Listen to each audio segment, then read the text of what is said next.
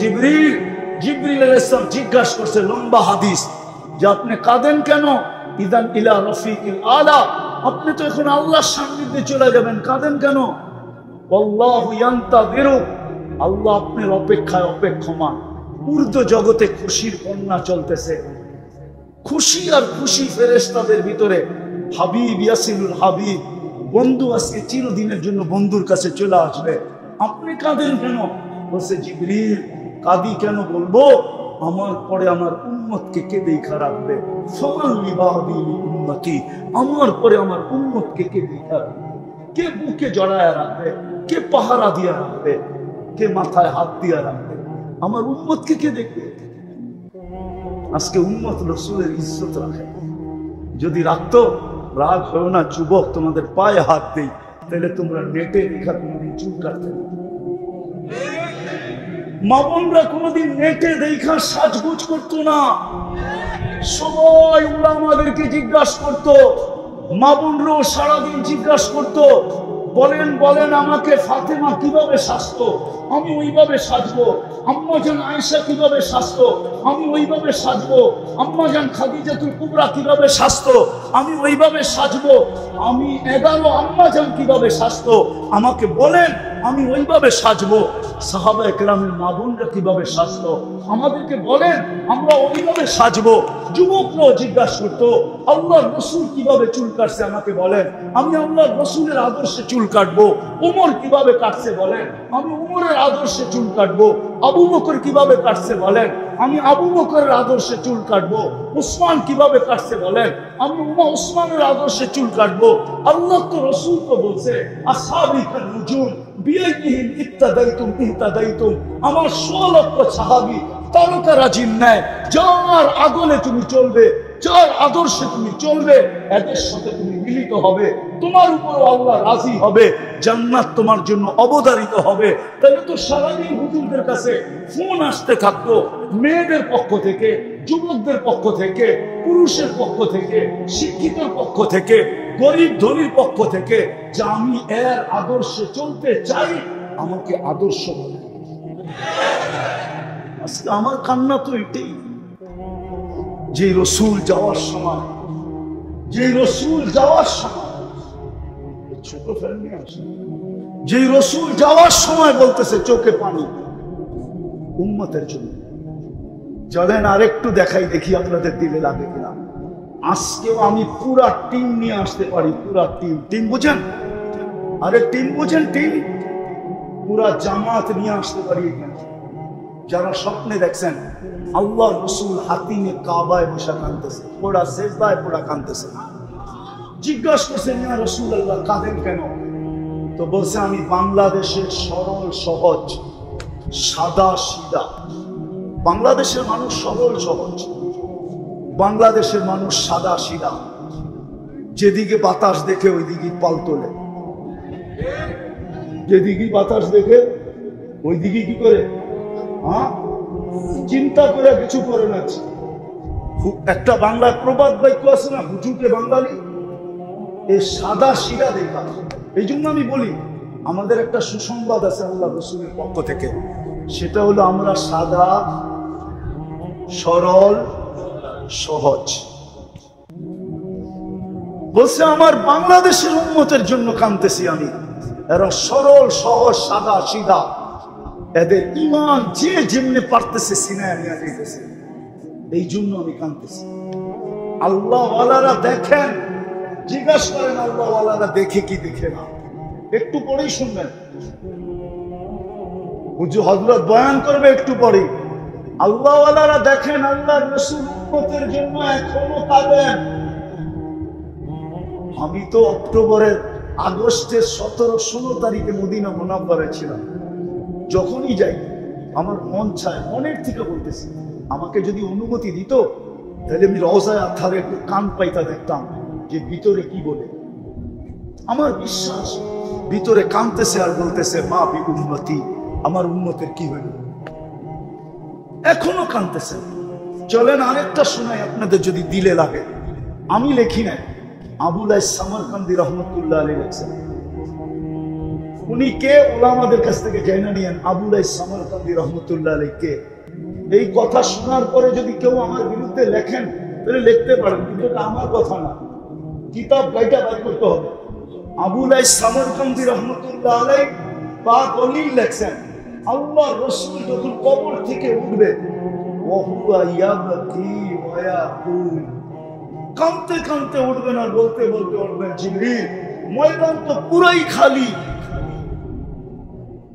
পুরাই খালি, আমার উম্মত কোথায়? কোথাও তো কাউকে দেখা যায় না। তো জিবরিল আলাইহিস সালাম সান্ত্বনা দিবেন যে আপনি ব্যতীত জমিনের উপরে কোনো নবীও ওঠে নাই, কোনো রসুলও ওঠে নাই, কোনো উম্মতও ওঠে নাই, আপনার উম্মতও ওঠে নাই। আপনি শান্ত হন, শান্ত, তারপরে শান্ত হবে, এর আগে শান্ত হবে না। যে কবর থেকে উম্মতের জন্য কাঁদতে কাঁদতে উঠবে, ওই উম্মত আজকে নবীর লাজ রাখে নাই, ইজ্জত রাখে নাই। সারা দিন তো বাদই দিলাম, শুক্রবার তো আমাদের কাছ থেকে আল্লাহ রসুল চাইয়া নিয়েছিলেন। আমি হাদিস দিতেছি, আল্লাহ রসুল বলছিল শুক্রবার আমাকে দিয়া দিল, আমার উপরে বেশি বেশি দুরূদ পড়ো, দুরূদ আমার উপরে বেশি বেশি দুরূদ শুক্রবারে পড়ো। কিন্তু আজকে কি বার? সোমবার, শুক্রবার গেছে বেশি দিন হয় না। কিন্তু এই মজমায় তো একজনও পাওয়া যাবে না যে শুক্রবারে নবীজির উপরে 500 বার দুরূদ পড়ছে। আমরা তো দুরূদ পড়ি না। তো যেটা বুঝাইতেছিলাম, যিনি কবর থেকে কাঁদতে কাঁদতে উঠবেন, আর কিয়ামতের মাঠের দৃশ্য তো সুস্পষ্ট, 1.25 লক্ষ নবীরা নাফসি নাফসি বলে চিৎকার দিবে। আর আমাদের নবীজি মাকামে মাহমুদ পাওয়ার জন্য, মাকামে মাহমুদ পাওয়ার সত্ত্বেও আমরা তো দেখি সামান্য একটা চেয়ারের জন্য, কি ইউনিয়ন পরিষদের একটা চেয়ার, একটা ওয়ার্ডের একটা চেয়ার, কয়টা কয়টা তাইলে এটা তরি দিয়ে কত বড়, সামান্য একটা চেয়ারের জন্য মরতে রাজি, মরতে রাজি, ঠিক না? অথচ মাকামে মাহমুদ পাবে, কিয়ামতের দিন বসবে না, বসবে না, যুক্তি দিবে আমি বসবো না। বসলে 3 জায়গায় দৌড়াবে কে? আমি তো একজন হাউসে কাউসারে দৌড়াবো, উম্মতকে নিজের হাতে পানি পান করাবো, আবার মিজানের কাছে দৌড়াবো। পাল্লা যদি সামনে না ঝোঁকে তো আমি ওইখানে হাত উঠায়া দিয়া বলবো, আপনার প্রতিশ্রুতিগুলা স্মরণ করাবো। আপনি বলছেন সালতুতা শাফি তুসাফা, তো আমি চাইতে থাকবো, আপনি দিতে থাকবেন, আমি সুপারিশ করতে থাকবো, আপনি মঞ্জুর করতে থাকবেন। আরো অনেক প্রতিশ্রুতি কিয়ামতের মাঠে আছে। বিদায় আমি মিজানের কাছে দৌড়াবো, আবার আমি পৌঁছেরাতে ছুটবো। যদি উম্মত পার না হইতে পারে তাইলে দুরুদের কাঠি মাথায় দিয়া পার করায়। যে রাসূল মাকামে মাহমুদে বসবে না, আজকে আমরা তার লাজ রাখি না। যদি তার আদর্শের ইজ্জত রাখতাম তাইলে আমার সমাজে যা বলতে বলা হইতেছে তা বলার কোনদিন প্রয়োজন ছিল না। মুসলমান উম্মতে মুহাম্মাদি জান দিতে পারে, কিন্তু মাদকে হাত দিতে পারে না। বিশ্বাস হয় না আপনার কাছে? বিশ্বাস হয় না? হ্যাঁ, জান দিতে পারে না খায়া থাইকা, কিন্তু মাদক বহন করতে পারে না। জান দিতে পারে না খায়া থাইকা, কিন্তু মাদক ব্যবসা করতে পারে। জান দিতে পারে, কেন? মাসলা তো দুনিয়ার না। মাসলা, মাদকের মাসলা কি দুনিয়ার মাসলা? মাসলা কোন জায়গায়? আখিরাতের মাসলা। কার মাসলা? মাসলা কোন জায়গায়? কোন জায়গার মাসলা?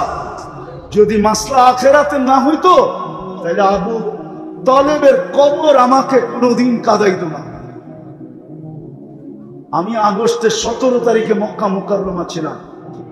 আবু তালেবের কবর যতবার দেখছি ততবার আমাকে কাঁদাইছে। ওই 17 তারিখও আমাকে কাঁদাইত না। বেশি দিনের কথা বলতেছি না, আমি আবু তালেবের কবর চিনি।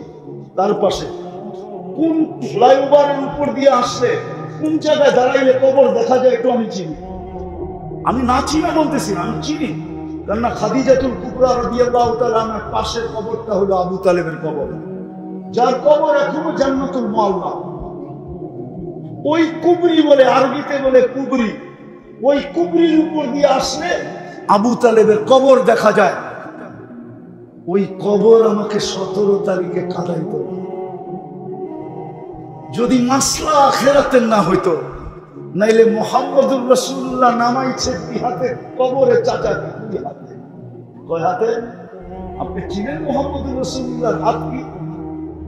শুধু দস্তরখানে খানা খায়া শুধু হাতটা এইভাবে মুছছিলেন। আনাস ইবনে মালিক রাদিয়াল্লাহু তাআলা আনহু দস্তরখানে উনি জীবনভর পানি দিয়া পরিষ্কার করেন নাই। যখনই পরিষ্কারের প্রয়োজন হতো আগুনে নিক্ষেপ করতেন, আগুন ময়লাকে ছাই বানায় দিত, বাহির করে ঝাড়া দিতেন, ফকফকে হয়ে যেত। একটা সুতা জ্বালানোর ক্ষমতা ছিল। বন্ধুরা শতবার জিজ্ঞাসা করছে, আনাস এই জাদু কোত্থেকে শিখলে? বলছে এটা জাদু না, এটা দুজাহানের বাদশার হাতের ছোঁয়া। আপনি মুহাম্মদুর রাসূলুল্লাহর হাতের ছোঁয়া জানেন না? আনাস ইবনে মালিক রাদিয়াল্লাহু তাআলা আনহু শেষ বয়সে বসরায় ইমামতি করতেন, জুমা পড়াইতেন। উনি যখন বসরায় ঢুকতেন তো ওয়েদার বইলা দিত, ওয়েদার বুঝেন, আবহাওয়া বইলা দিত। আনাস ইবনে মালিক বসরায় ঢুকছে। একদিন বসরাওয়ালা বলছে, আনাস তুমি ঢুকলে আমাদের আবহাওয়া বইলা দেয়, তুমি ঢুকছো, এই সুগ্রাম কই পাইলা? বলছে 10 বছর খেদমত করছি। যখনই গরমের দিন আসতো আর আল্লাহর বন্ধুর শরীর থেকে মুহাম্মদুর রাসূলুল্লাহ সাল্লাল্লাহু আলাইহি ওয়াসাল্লামের শরীর থেকে যখন ঘাম ঝরতো আমি বোতলে জমা করতাম। এখন এত বছর পরেও আমি যখন জুমার দিন আসি তখন ওই ঘাম হাতে নিয়ে সারা শরীরে মাইখা আসি। বিদায় বসরায় ঢুকতে দেরি, বসরার ওয়েদার তোমাদেরকে বলতে দেরি করে না যে আনাস ইবনে মালিক বসরায় ঢুকে গেছে। যার ঘামে এরকম, সে 2 হাতে চাচাকে কবরে নামায়া বলতেছে, আম্মি আম্মি আম্মি মা তারাকতালি সাবিলা। চাচা আমার জন্য কোনো রাস্তা রাখলেন না। বলছিলাম চাচা কলেমা পড়েন, বললেন না। বলছিলাম ঠোঁট দুটা হেলায়া দেন, উচ্চারণ করতে হবে না, শুধু ঠোঁট হেলায়া দেন, তাও হেলাইলেন না। বলছিলাম চুপ থাকেন, তাও থাকলেন না। সর্বশেষ একটা চিৎকার দিলেন, আলা মিল্লাতি আব্দুল মুত্তালিব। আব্দুল মুত্তালিবের ধর্মের উপরে চলে গেলাম। চাচা আমার জন্য কোনো রাস্তা নেই। হায় শব্দ তো এটাই, আজকে নবীর ইজ্জত আমরা রাখি না, মুহাম্মদুর রাসূলুল্লাহর আদর্শের পরোয়া করি নাই। যদি পরোয়া করতাম আর আল্লাহর ইজ্জত রাখতাম, আমরা আল্লাহর আদর্শকে যদি মানতাম, নিচে রেখা দেন, আল্লাহর আদর্শকে যদি মানতাম, নবীর ইজ্জত যদি রাখতাম, তাহলে আমার সমাজে এই জিনিস প্রশ্নই উঠতো না। মুসলমান আবার সন্ত্রাসী, উম্মতে মুহাম্মদী আবার সন্ত্রাসী, উম্মতে মুহাম্মদী আবার চাঁদাবাজি, উম্মতে মুহাম্মদী আবার মাদক, উম্মতে মুহাম্মদিয়া সমাজের এই দুরবস্থা। যার কারণেই তো আল্লাহ আমাদের থেকে হাত উঠায় নিছেন। আজকে 48,000 কেন, 50,000 কেন, আমি তো জানি না এই সংখ্যা কোথায় যায় ঠেকবে। 1 বছর, আজকে কয় তারিখ? 28 তারিখ। 1 বছর 21 দিন হলো ফিলিস্তিনের যুদ্ধ। কয়দিন? আরে বলেন না। 1 বছর 21 দিন। ফিলিস্তিন চিনেন? আমি তো 14 বছর আগে 2 চোখে দেখে আসছি। এই 2 চোখে আমি চিনি ফিলিস্তিন কি জিনিস। আপনারা মিডিয়ায় দেখতে পারেন, আমি তো 14 বছর আগে দেখে আসছি। আপনি তো আজকে মিডিয়ায় দেখতেছেন। 365 দিন পার হওয়ার পরেও 21 দিন। ওই জমিন, যেই জমিনে 16 লক্ষ নবীদের সম্মিলন, না জানি এই সংখ্যা কোথায় যায় শেষ। কেন আল্লাহ কেন সাহায্য করেন না?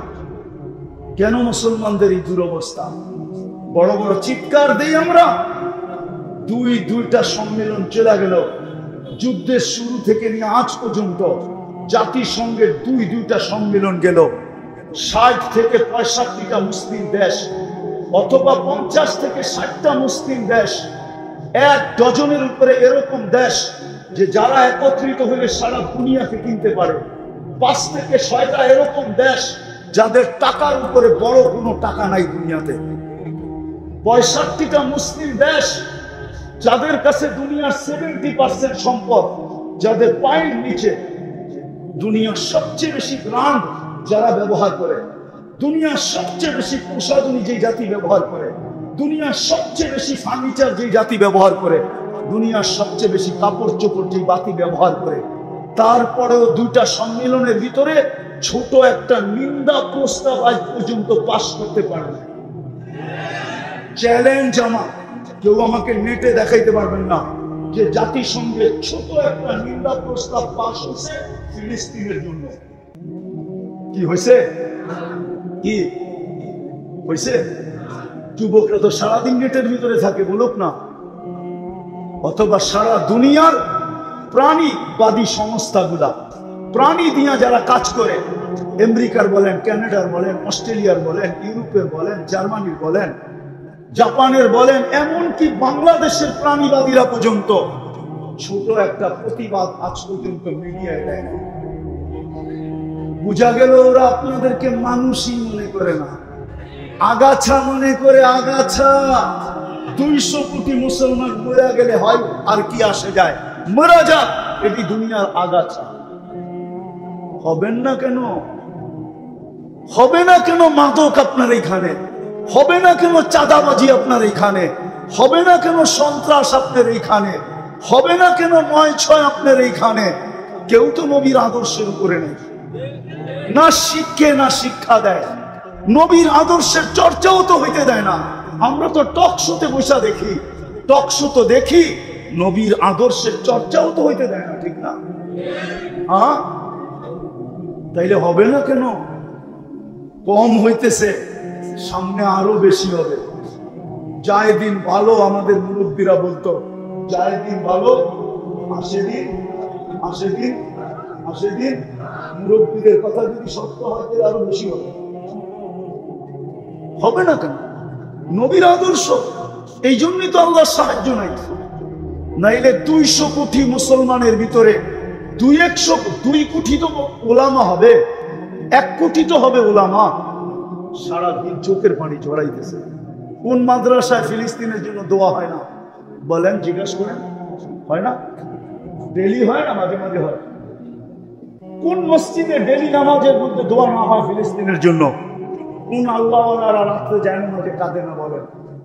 বাইতুল্লাহ দোয়া তো ডেলি হইতেছে। গত রমজানে তো ভাবছিলাম যে 2 ঈদ হবে, কান্না, এরকম কান্না 2 হেরেম মক্কা মদিনা আমার মনে হয় না কোনোদিন দেখছে। গত রমজানে যে কান্না ছিল, আমি তো ভাবতেছিলাম ঈদ 2টা হবে, রোজার ঈদও করব, আবার ফিলিস্তিনের স্বাধীনতার ঈদও করব। কিন্তু ওই ঈদের রোজাও পার, ঈদও পার হইল, কোরবানিও পার হইল, আবার রোজা চলে আসলো মাথার উপরে। কোনো নিদর্শনই দেখতেছি না যে জয় হবে তো হবে করে। আল্লাহ তো সাহায্য করতেছে না, করে তো কি, করে কি করে? সবকিছু বাদেই দিলাম, একটা কথায় শেষ করতেছি। আল্লাহ ডেলি 5 বার ডাকে। কয়বার ডাকে? 80% যুবক তো মসজিদে, 20% যুবক তো মসজিদে আসে না, 10% তো আসে না, 10% পুরুষও তো আসে না, 10% নারীও তো নামাজ পড়ে না। মাইনা নিলাম 20% পড়ে, 80% তো পড়ে না। অথচ ডাকে কে? কে ডাকে? কে ডাকে? আল্লাহ। শুধু আল্লাহ। আল্লাহ তো বলে আমি শুধু আল্লাহ ডাকি না, আমি রহমানও ডাকি, আমি রহিমও ডাকি, আমি মালিকও ডাকি, আমি কুদ্দুসও ডাকি, আমি সালামও ডাকি, আমি মুমিনও ডাকি, আমি মুহাইমিনও ডাকি, আমি আজিজও ডাকি, আমি জব্বারও ডাকি, আমি মুতাকাব্বিরও ডাকি, আমি খালিকও ডাকি, আমি বারিউল মুসাব্বিরুল গফফারুল কাহ্হারুল ওয়াহ্হাবুল রাসাকুল ফাত্তাহুল আলিমুল কাবিদুল বাসিতুল খাফিদুল রাফিউল মুইজ্জুল মুদিল্লুস সামিউল বাসীরুল হাকামুল আদলুল লতীফুল খবীরুল হালিমুল আযীমুল গফুরুশ শাকুরুল আলিমুল কবীরুল হাফিজুল মুকিতুল হাসিবুল জলিলুল করিমুল রকিবুল মুজিবুল ওয়াসি আল হাকিমুল ওয়াদুদুল মজিদুল বাঈতুল শহীদুল হকুল ওয়াকিলুল কবিয়ুল মতিনুল ওয়ালিগুল হামিদুল মুসি আল মুবদি আল মুঈদ আল মুহয়ি আল মুমীত আল হাইয়্যু আল কাইয়্যুম আল ওয়াজিদ আল মাজিদ আল ওয়াহিদ আল আহাদ আল সামাদ আল কাদির আল মুক্তাদির আল মুকদ্দম আল মুআখ্খার আল আউয়াল ওয়াল আখির আল যাহির ওয়াল বাতিন আল ওয়ালি আল মুতাওয়ালি আল বার আল তাওয়াব আল মুনতাকিম আল আফু আল রউফ মালিক আল মুলক আল জালাল ওয়াল ইকরাম আল মুকসিত ওয়াল জামি ওয়াল গনি ওয়াল মুগনি আল মানি আল দার আল নাফি আল নূর আল হাদি আল বদি ওয়াল বাকি আল ওয়ারিসু আর রশিদ আস-সাবুর জাল্লে জালালু, আমি 99 পদের মালিক আল্লাহ ডাকি। যদি শুধু নামাজের জন্য আসতো তাইলেও তো আমি আমার মনকে বুঝাইতে পারতাম কোরআনের দিকে তাকায়া, ইন্নাস সালাতা তানহা আনিল ফাহশাই ওয়াল মুনকার ওয়া যিকরুল্লাহি আকবার। আমার উম্মত 100 ভাগে, আমার জাতি 100 ভাগে 100 ভাগ নামাজ পড়ে, উম্মতে মুহাম্মদি কিছু না করে 100 ভাগে 100 ভাগ নামাজ পড়ে। নামাজ এদেরকে মাদক থেকে ছাড়াইয়া দিবে, মাদক ছাড়াইয়া দিবে, মাদকের অভ্যাস ছাড়াইয়া দিবে, মাদক বহন ছাড়াইয়া দিবে, মাদক বেচা ছাড়াইয়া দিবে, মাদক আনা ছাড়াইয়া দিবে, চান্দা ছাড়াইয়া দিবে, সন্ত্রাস ছাড়াইয়া দিবে, সমস্ত হুকুকুল ইবাদ থেকে। কেননা আল্লাহ তো নিজের হক মাফ করার ওয়াদা করছেন, কিন্তু হুকুকুল ইবাদ মাফ করার ওয়াদা করেন না। যত হুকুকুল ইবাদের গুনাহ আছে ওই সমস্ত গুনার থেকে উম্মত বেঁচে যেত যদি 100% নামাজ পড়তো। আল্লাহ ডাকা সত্ত্বেও তো নামাজে আসে না। এর চেয়ে বড় নিয়ম খারামি কি হইতে পারে? এর চেয়ে বড় অকৃতজ্ঞতা কি হইতে পারে? এর চেয়ে বড় কপাল পুরাণ নিদর্শন কি হইতে পারে? এর চেয়ে বড় হতভাগার নিদর্শন কি হইতে পারে? এর চেয়ে বড় নিকৃষ্টতম হওয়ার নিদর্শন কি হইতে পারে? এই জন্যই মনে হয় আব্দুল কাদের জিলানী রহমতুল্লাহ আলাইহি লেখছেন যে শুকরও বেনমাজি থেকে পানা চায়। শুকরও বলে কাইলা ইয়াকা আউয়াল নাযরিন আলা মান লা ইউসাল্লি। আল্লাহ, যখনই আমি ঘুমের থেকে উঠা চোখ খুলবো আমার দৃষ্টিটা কোনো কাফেরের উপরে পড়ুক, খ্রিস্টানের উপরে পড়ুক, হিন্দুর উপরে পড়ুক, ইহুদির উপরে পড়ুক, বেদিনের উপরে পড়ুক, কিন্তু কোনো বেনমাজির উপরে যেন না পড়ে। কেননা ও আমার কাছে আমার চেয়ে নির্দিষ্ট। আসেন নবীর আদর্শের দিকে ফিরি। কমসে কম সবচেয়ে বড় আদর্শ যেটা দুনিয়াতে আইসো আমাদেরকে মেসেজ দিছেন, যাওয়ার সময় চিৎকার দিছেন আসসালাম আসসালাম। আসেন আজকে তওবা করে অঙ্গীকার করি আজকের থেকে আর নামাজ ছাড়ব না। পাক্কা ওয়াদা? বিলকুল। নামান আরেকটা করতে পারবেন অঙ্গীকার? চলেন আজকের থেকে অঙ্গীকার করি যে আমরা এই ভবানীপুরটাকে বেনমাজি মুক্ত করব। পারবেন? হ্যাঁ, যে নামাজ না পড়ে ওর পায়ে ধরে নামাজি বানাবো। আমি একটা দেশ চিনি, এই দেশে কোনো বেনমাজি নেই। আমি 6 বার গেছি ওই দেশে, আমার এখনো মনে চায় ওই দেশে। মানুষগুলা যদিও গরিব, মানুষগুলা বলেও যদিও কালো, কিন্তু ওদের নামাজ দেখলে মন পড়া যায়। আমরা কি একটা ইউনিয়ন নামাজি মুক্ত করতে পারবো না?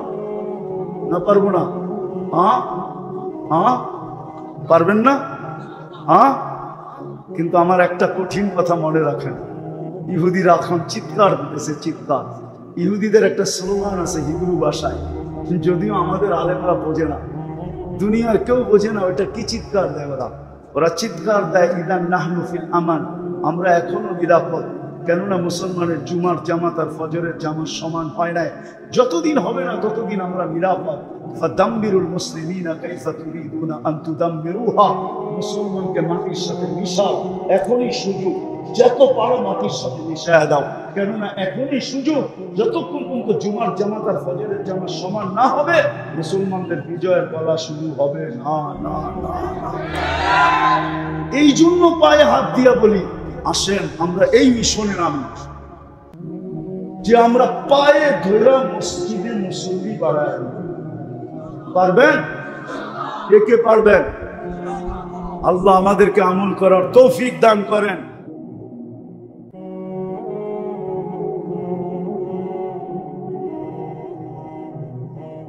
হাউজে কাউসারের আশা করেন? হ্যাঁ, কেননা ওই পানি পান করা ব্যতীত পিপাসা কোনোদিন মিটবে না। ওটা প্রথম পানি, যেটা কিয়ামতের মাঠে যাওয়ার আগে আল্লাহর রাসূল স্বয়ং নিজে পান করাবে। আর যে পান করতে পারবে সে মনে মনে ভাবতে পারে যে এই শরীরও এই পেটও কোনোদিন দুযোগে যাবে না না না না না না। আর পিপাসাও তার কাছে কোনোদিন আসবে না না না না। কেননা পান করাবে আর বলবে ইশরাব লা তাজমান বাদাহা আবাদা, পান করো, আজকের পরে আর পিপাসা কোনোদিন তোমার কাছে আসবে না। কিয়ামতের মাঠের জিতা পূর্ব লক্ষণ, সবচেয়ে বড় লক্ষণ হইল হাউজে কাউসার পান করতে পারা। আর সবচেয়ে বড় কুলক্ষণ হলো হাউজে কাউসারের কাছে গেল আর আল্লাহ রসুল বলল, হাদিসে আছে,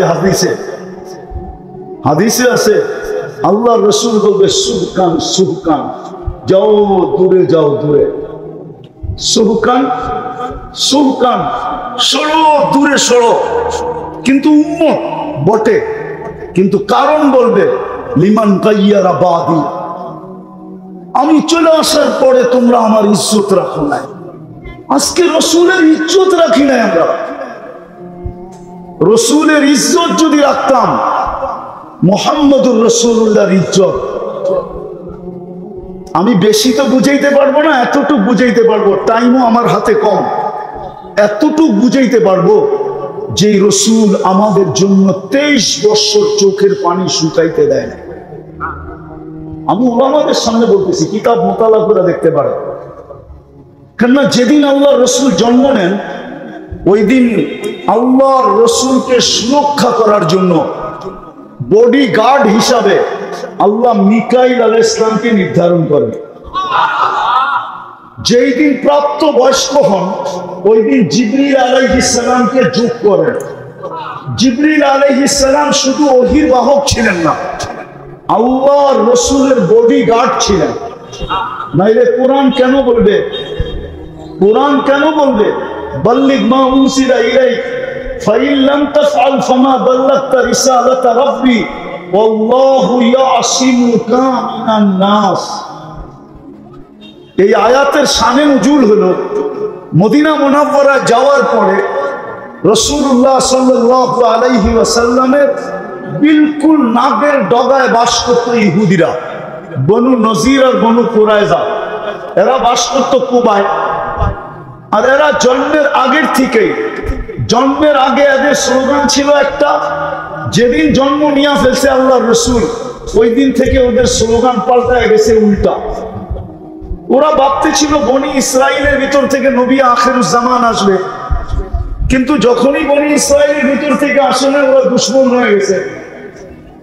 তো মুহাজির আনসার ভাবতে ছিলেন যে বিলকুল ইহুদিদের নাগের ডগায় আল্লাহ রসুল চলে আসছে। ওরা তো 24 ঘন্টা উৎপাইতা থাকে যে আল্লাহ রসুলকে কিভাবে দুনিয়াতে কষ্ট দেওয়া যায়। বিধায় আমরা একটা সিস্টেম চালু করি, একদিন আনসার পাহারা দিবে, একদিন মুহাজির পাহারা দিবে। আমার মনে হয় 2-3 দিনই দিছিলেন পাহারা, তৃতীয় দিন জিবরিল আয়াত নিয়ে চলে আসছে, বন্ধু পাহারা সরান। এটা আমাদের ইজ্জতের উপরে আঙ্গুল উঠে। ইজ্জতের উপরে, তাদের ইজ্জতের উপরে, আমাদের ইজ্জতের উপরে কি উঠে? আঙ্গুল উঠে। আমরা পাহারা দিব, স্বয়ং পাহারা।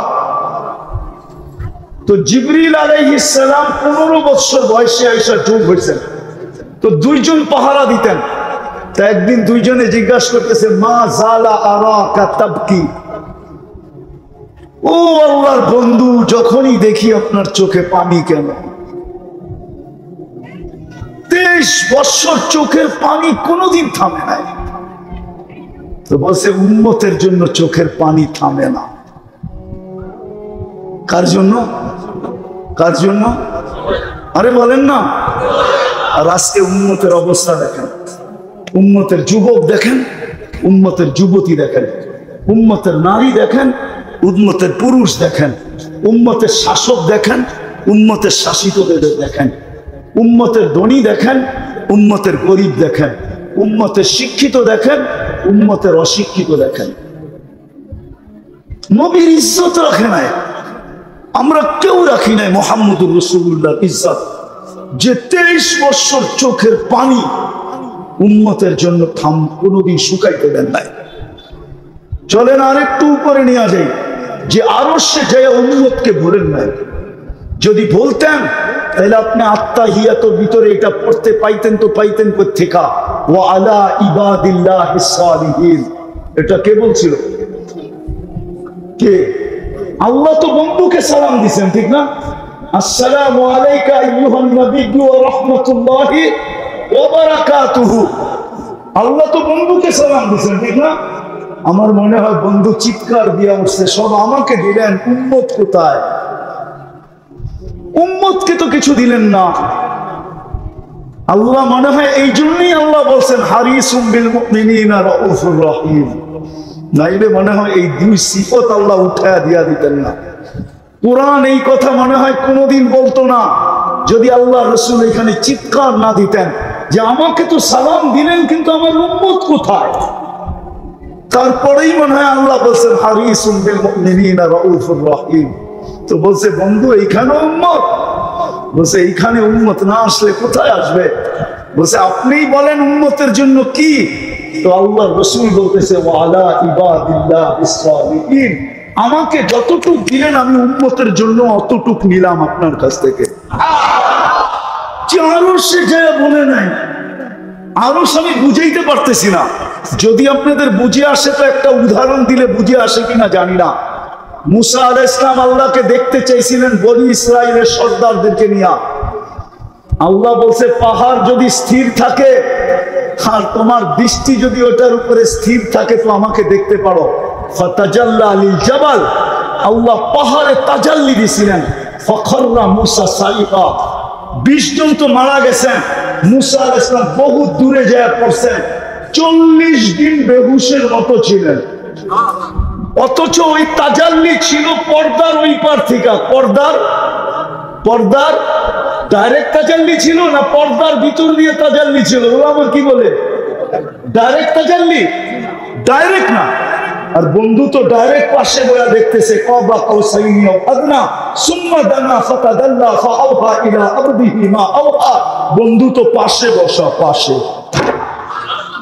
আরশের উপরে পাশে বসা। ওই নূরের জগতে তো হারায় যাওয়া দরকার ছিল, কিন্তু হাসানের নাম তো নিলেন না, হোসাইনের কথা তো বললেন না, ফাতেমা আলীর কথা তো বললেন না, পরিবার পরিজনের কথা তো বললেন না, বললেন তো উম্মতের কথা বললেন। কিন্তু আফসোস আজকে তো উম্মত লাজ রাখে না, ইজ্জত রাখে না। সব ইজ্জত মাটিতে মিশে গেছে। না আল্লাহর ইজ্জত রাখছে না রসুলের ইজ্জত রাখছে। যে আল্লাহ নির্বাচিত করলো আল্লাহরও ধ্যান ধারে নাই উম্মত, রসুলের তো ইজ্জত রাখেই না। চলেন আরেকটু দেখাই আপনাদেরকে, দিলের আগে কিনা দেখি। যুবক, তোমার ভিতরে যদি যৌবন না থাকে কেউ তোমার দিকে আকর্ষিত হবে না, কোনো দাম নাই তোমার। কেননা যৌবন কোথাও বিক্রি হয় না। না মডার্ন হারবাল, না কলিকাতা হারবাল, না চাইনিজ হারবাল, না আমেরিকান হারবাল, দুনিয়ার কোন হারবালে আমার মনে হয় লোকমান হাকিমের হারবালেও নাই যৌবন। আছে নাকি? হ্যাঁ, যৌবন তো একমাত্র আল্লাহ দেয়। তো যুবক যতক্ষণ পর্যন্ত ফুল যতক্ষণ পর্যন্ত না ফোটে, যুবক যদি নিজেকে না ফুটাইল আল্লাহর কাছে আকর্ষণের পাত্র হবে, রসুলের কাছে আকর্ষণের পাত্র হবে। আমি দেখাইতেছি, যুবক যদি ফুটায় তো আল্লাহর কাছে নিজেকে যদি ফুটায় আকর্ষণের পাত্র কেমন হয়। জমিন দিয়া চলতে থাকে আর আল্লাহ ফেরেশতাদেরকে দেখায় দেখায় বলতে থাকে ইন্নী উবাহি বিহিল মালাইকা, এই যুবককে নিয়ে আমি তোমাদের উপরে গৌরব করি। কেমন আকর্ষণের পাত্র! আল্লাহ গৌরব করে। আল্লাহ কাদের উপরে? ফেরেশতাদের উপরে গৌরব। আবার কখনো কখনো এটাও বলে লাউলা শাবাব খুশা, এই যুবক যদি জমিনে না থাকতো লাজালতু সামা হাদিদা, আমি আকাশকে লোহার বানায় দিতাম, ওয়াল আরদা সাফসাফা, জমিনকে তামার বানায় দিতাম। আমা আনজালতু মিনাস সামাই কাতরা, একটু ভালো মতে ধ্যান দিয়া বোঝো, বৃষ্টির একটা ফোঁটা না। আমা আমবাততু মিনাল আরদি হাব্বা, জমিন থেকে একটা শস্যের দানা না। বাল আনজালতু আলাইহিম আযাবা সাব্বা, একের পর এক আযাবকে আমি ধ্বংস করে দিতাম। কিন্তু পারি না তো, এই যুবকের কারণে পারি না। ওরে দেখলে আর কিচ্ছু পারি না। বলো যুবক, যদি তুমি তোমাকে ফুটাইলা তো তুমি আল্লাহর কাছে এরকম আকর্ষণের পাত্র হবে। রসুলের কাছে আকর্ষণের পাত্র হবে। কত যুবকই তো দুনিয়ায় আছে, যৌবন বয়সে আল্লাহ রসুলকে দেখা গেছে। বলো ওলামা, আল্লাহ রসুলকে দেখতে দেরি, স্বপ্নে ভাগ্যের দরজা খুলতে দেরি হয় না। চিরদিনের জন্য ভাগ্যের দরজা খুলে গেছে, ওর ভাগ্যের দরজা আর কেউ কোনোদিন বন্ধ করতে পারবে না, কসম খোদা।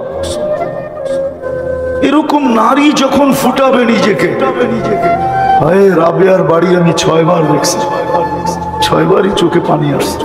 রাবেয়াও তো এক নারী, তাও কৃতদাসী। ইউথোপিয়া বাড়ি, আজকেই ওই দেশের মানুষগুলোর রং নাই, ঢং নাই। 1000 বছর আগে রাবেয়ার কি রং ছিল আর কি ঢং ছিল, কিন্তু বাড়ি দেখলে তো চোখে পানি আসে। একজনও পাই নাই যে দেখছে আর কাঁদে নাই, সবার চোখ দিয়ে পানি জড়তেছে, ভিতরে চিৎকার আসতেছে, হায় রাবেয়া তুমি কোথায়? কৃতদাসী হয়েও তুমি কোথায়? আমার সমাজের মা বোনরা স্বাধীন হয়েও কোথায়? সে তো স্বাধীন, কৃতদাসী তো পরাধীন ছিল, সে কোথায়? আর আমার স্বাধীন মা বোন কোথায়? আমার ঘরের মেয়েরা কোথায়? আমার ঘরের স্ত্রী কোথায়? রাবেয়া তুমি কোথায়? একটু ভাবেন, রাবেয়া কৃতদাসী ছিল, নিজেকে ফুটাইছে। বেলাল রাদিয়াল্লাহু তাআলা আনহু কৃতদাস ছিল, কিন্তু নিজেকে এতটুকু ফুটাইছেন। আমি তো বলি বেলাল যেন বলতে ছিল, যে হাদিস উলামায়ে কেরাম শোনায়, আমি একটু অন্যভাবে শোনাই। আমি আমার একটা ধারণা যে বেলাল আল্লাহর রাসূলকে বুঝাইতেছিল, আপনি জান্নাত ভ্রমণ করবেন একা একা, জানবে না কেউ, ফাঁকি দিবেন সবাইকে। যে ঘর থেকে গেলেন ওই ঘর আলোরও জানে না, আপনার নিকটতম সঙ্গী আবু বকরও জানে না, ওমরও জানে না, ওসমানও জানে না, আলীও জানে না, দুনিয়ার কেউ জানে না। সবাইকে ফাঁকি দিয়ে আপনি জান্নাত ঘুরতেছেন। আমি কালো হইতে পারি, কৃতদাস হইতে পারি, অনারব হইতে পারি, আমার বাড়ি ইথিওপিয়া হইতে পারে, আমাকে ফাঁকি দেওয়া চলবে না। আমি তো আপনার আগে আগে চলবো, আমি তো আপনার আগে আগে চলবো। বেলাল যেন এটাই বুঝাইতেছিল। আয়েশা জিজ্ঞাসা করছে, মা ভালো খাইয়া বেলাল এত উপরে উঠলা কি কইরা? স্বামী তো খসখসা কাদা, আমি দুঃখা না লিখ, আমি তোমার চলার আওয়াজ শুনতেছিলাম। এত বড় মর্যাদা কিভাবে সম্ভব? বলেও দিছেন কিভাবে সম্ভব। বসে উজু করতে দেরি, কখনো 2 রাকাত পড়তে দেরি করি না। তাহিয়াতুল উজু যাকে বলে, আল্লাহ রাসূল বলছে, হ্যাঁ এটা দিয়ে তুমি এত উপরে উঠলে। তো বেলাল নিজেকে ফুটাইছিলেন। আজকে যদি মা বোনও নিজেকে ফুটায়, আমি কি দিয়া ফুটাবে ওইদিকে নিয়ে যাব, এলে সেও আল্লাহর কাছে। এই জন্যই তো হাদিসে আছে, পর্দানিশী মা বোনদেরকে যখন আল্লাহ দেখেন, পর্দানিশী শরীয়ত মোতাবেক পর্দা করে, এদেরকে যখন দেখেন তো ফেরেশতাদেরকে ডাইকা দেখাইতে থাকে আর গৌরব করতে থাকে। দেখ এদের কারণেই দুনিয়াকে টিকায় রাখেন, নাহলে টিকায় রাখতেন না। আমি তো মনে করি এখন দুনিয়া ধ্বংস হয়ে যাওয়ার কথা ছিল অনেক আগে, কেন আমার সমাজে 24 ঘন্টা নাফরমানি, ঠিক না? কোন 4 দোকান আছে যেখানে টেলিভিশন না আছে, ডিশের লাইন না আছে?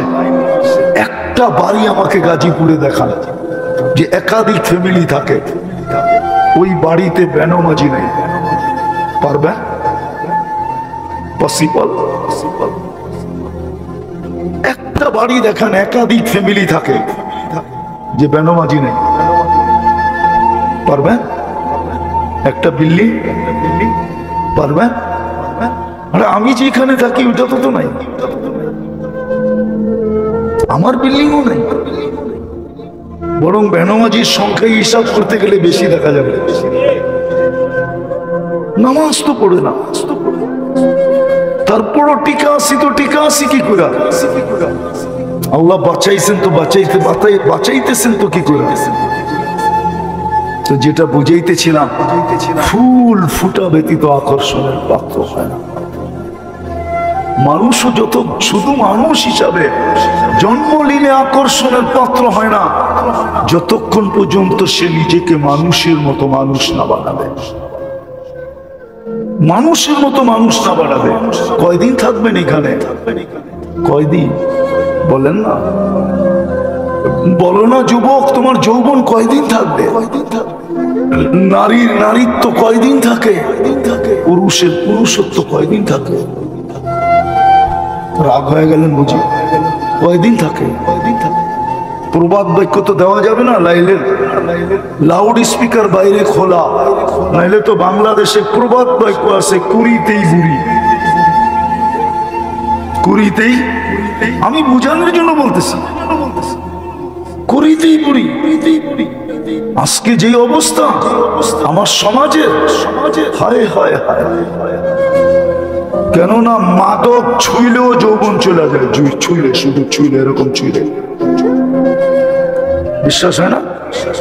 চ্যালেঞ্জ আমার সাথে, যারা মাদক নাড়াচাড়া করে ওদের স্বাভাবিক যৌবন নেই। যে বক্ষণ করে তার তো নাই, যে বহন করে ওরও স্বাভাবিক যৌবন নাই। চ্যালেঞ্জ। আর যে মাদক বিক্রি করে ওরও নাই, যে মাদক সাপ্লাই দেয় ওরও নাই, স্বাভাবিক যৌবন নেই। আমি চ্যালেঞ্জ দিয়া বলবো, ডাক্তার নিয়ে যায় যারা মাদক ঢুকায় দেশে, ওদের একটারও স্বাভাবিক যৌবন নেই। এটার উপরে 100% লানত। আর সিস্টেম এটাই, যেটার উপরে লানত থাকবে ওটা ছুঁইলেও ক্রিয়া হবে। আমি একটা হাদিস দিয়ে প্রমাণ দিতেছি, ওলামা আমার সাথে একমত হবে। যখন আরাফার থেকে পায়দল মুজদালিফায় আসতে থাকে মাগরিবের পরে, তো একটা জায়গা পড়ে, এটাকে ওয়াদিয়ে মুহাসসার বলে, আমাদের কিতাবে আছে। আল্লাহর রাসূল সাহাবাদেরকে বলছিলেন, এতটুক জায়গা তোমরা দ্রুত পার হয়ে যাবে। বলছি ইয়া রাসূলুল্লাহ কেন? বলছিল এক সময় এখানে আযাব আসছিল। বলছে সেটা তো 100 বছর আগে, আরো বেশি আগে। বলছে দ্রুত পার হবে, নাইলে ওই আযাবের ক্রিয়া তোমাদের গায়েও লাগতে পারে। এটাই প্রমাণ করে যেই জিনিসের উপরে আল্লাহ লানত, ওটা ছুঁইলেও ক্রিয়া হবে, ক্রিয়া। নাইলে আমার সমাজ এরকম হবে কেন? যুবক যৌবন হারায় ফেলতেছে।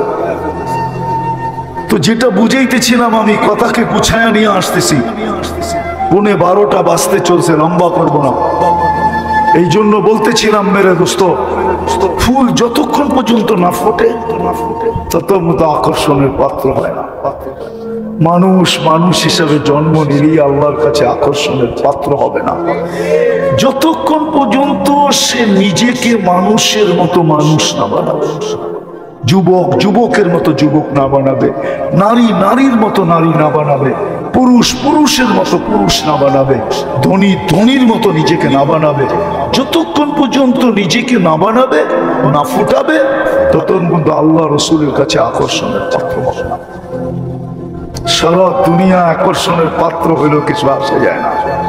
কতক্ষণ বিশ্ব সুন্দরী যখন 1 বৎসর হওয়া যায়, 2য় বৎসর হওয়া যায় না, 1 বৎসরে যখন রূপ খোসা পড়া যায়, তাহলে বাকি আর কতক্ষণ থাকবে? বিশ্ব সুন্দরী তো 2য় বৎসর হওয়া যায় না। দুনিয়ার কোনো জিনিস কতদিন থাকবে? এই জন্যই মনে হয় কোন বাড়িতে মৃত্যু হলে 4টা সম্বোধন আসে। কয়টা? ফেরেশতা এক এক রকম কথা বলে। প্রথম ফেরেশতা বলে ইনকাতাতিল আজাল ওয়ানকাতাতিল আমাল, এই ব্যক্তির বয়স শেষ, আশা শেষ, তোমাদের কান্না বেকার, কোনো কাজ হবে না কাদার দ্বারা। দ্বিতীয় ফেরেশতা বলে সালাল ইশতিগাল, এই ব্যক্তির ব্যস্ততা শেষ, আর কোনোদিন কেউ একে ব্যস্ত দেখবে না, বা বলারও সুযোগ হবে না। এখন আমরা কি বলি? কি বলি? ব্যস্ত, ঠিক না? কি বলি? আমি ব্যস্ত, আই এম ভেরি বিজি। আবার কেউ কেউ বলে আমার কাছে মরার সময় নেই, মনে হয় ও মরবই না, ঠিক না? কি বলে না, বলে না? তো দ্বিতীয় ফেরেশতা বলবে জালাল ইশতিগাল, ব্যস্ততা শেষ, ওয়াকিয়াল ওয়াবাল, সব গাঠি তোমার সামনে। তৃতীয় ফেরেশতা বলবে জাহাবাতিল আমওয়াল, যত অর্জন করছিল সব তোমার হাতছাড়া, একটাও আর তোমার নাই। বাকিয়াতিল আমাল, আমল তোমার সাথে আছে। খায়রা ফা খায়রা, ভালো তো ভালো, শাররা ফা শাররা, খারাপ হলে খারাপ। ভালোর অন্ত নাই, খারাপের অন্ত নাই। এখন খোলারও সময় নাই, শুধু এতটুক শুনে রাখেন, ভালো যদি হয় না, কবরের তিনটা কথা শুনে রাখেন। কবর বলবে, লাশ যখন কবরের পাশে যাবে তো কবর সেলুট দিবে আর বলবে ইদান উহাব্বিলু লাকা বাতনি খাতরা, তোকে রাখতে দেরি, আমার পেট সবুজ শ্যামল হতে দেরি হবে না। ওয়া ইউহাব্বিল জিসমাকা নূরা, তো শরীর নূরানি হতে দেরি হবে না। ওয়া ইয়াসআদ রূহুকা ইলাল্লাহ, তোর রূহ আল্লাহর সান্নিধ্যে চলে যাবে।